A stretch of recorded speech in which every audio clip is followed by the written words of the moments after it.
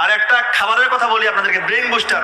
সবাই মনে রাখবেন, খুব জরুরি। রাতের বেলা 1 গ্লাস পানিতে 1 চামচ হলুদের গুঁড়ো, 1 চামচ মেথি আর 1 চামচ মধু। রাতেও মিশাতে পারেন মধুটা চাইলে সকালবেলা মিশাতে পারেন।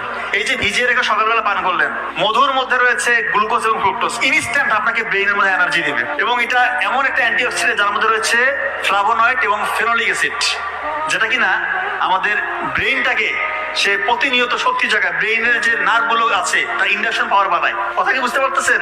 ব্রেইনের কর্মক্ষমতা বাড়াবে। হলুদের গুঁড়ো, এটা একটা অ্যান্টি ইনফ্লামেটরি এজেন্ট। এটা আমাদের ব্রেইনটাকে সুরক্ষা দেয়, নিউরনগুলোকে সাপোর্ট দেয়, নিউরনকে ধ্বংসের হাত থেকে রক্ষা করে। এবং BDNF, brain drive neurotrophic factor, এইটা রয়েছে, এটা এক ধরনের প্রোটিন, এটা রয়েছে হলুদের গুঁড়োর মধ্যে।